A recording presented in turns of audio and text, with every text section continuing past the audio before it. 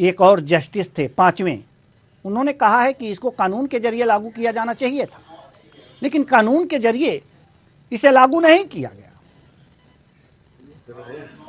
देखिए कुशवाहा जी, बधाई भारतीय जनता पार्टी को और अश्विनी शाही को नहीं, देश की जनता को जी, और लानत उनको जो इसके बारे में भ्रम फैला रहे थे। ये दोनों चीजें हैं। माननीय राहुल गांधी जी को देश से माफी मांगनी चाहिए जितना उन्होंने प्रोपेगेंडा फैलाया था। पहले दूसरी बात आपको कह दूं, फिर मैं राजनीतिक बात पर आता हूं जी। 5 जजों की संवैधानिक बेंच में 4 जजों के द्वारा अगर फैसला जो सुनाया गया तो ये बहुत बड़ा फैसला होता है। संवैधानिक बेंच में विचार बदलते रहते हैं, किसी को कुछ लगता है, किसी को कुछ लगता है। बिल्कुल। उन्होंने इसके कार्यक्रम प्रणाली पर सवाल नहीं उठाया। उन्होंने कहा कि एक कानून बनाकर करना चाहिए था। बिल्कुल। तो हमको जो 4 लोगों ने कहा है हम उसको लेकर चलेंगे, क्योंकि ये सुप्रीम फैसला है। बिल्कुल। अभी तक विपक्ष के लोग क्या कह रहे थे कि नोटबंदी इस देश की आर्थिक व्यवस्था को नुकसान पहुंचा रही है। ये राहुल गांधी जी ने कहा था, मैंने नहीं कहा।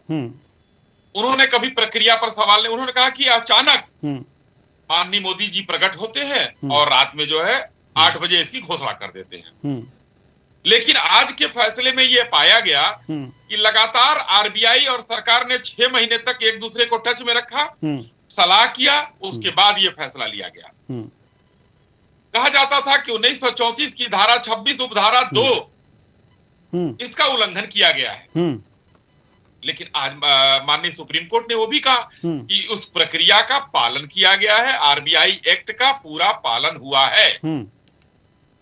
एक प्रेस कॉन्फ्रेंस 100 दिन के पर करते हैं माननीय राहुल जी। उन्होंने क्या कहा, उसके पहले एक ट्वीट किया। ट्वीट में देश के पूर्व प्रधानमंत्री, बहुत बड़े आर्थिक विशेषज्ञ, मैं मानता हूं उनकी विद्वता पर कोई कहीं तो नहीं, माननीय मनमोहन सिंह जी को, उनका एक ट्विटर का उसमें उन्होंने उदाहरण दिया था राहुल गांधी जी ने।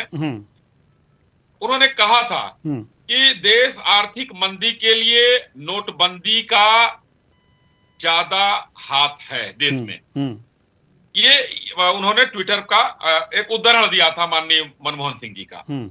और 100 दिन पूरा होने पर उन्होंने कहा, 100 दिन पूरा होने पर बधाई। लोकतंत्र का लगातार गला घोंटना, आलोचना को दबाने के लिए घुटने टेक चुकी मीडिया पर शिकंजा कसना, नेतृत्व, दिशा और योजना में स्पष्ट कमी, अर्थव्यवस्था को मारने के लिए नोटबंदी कितनी जायज थी, ये उन्होंने ट्वीट किया था।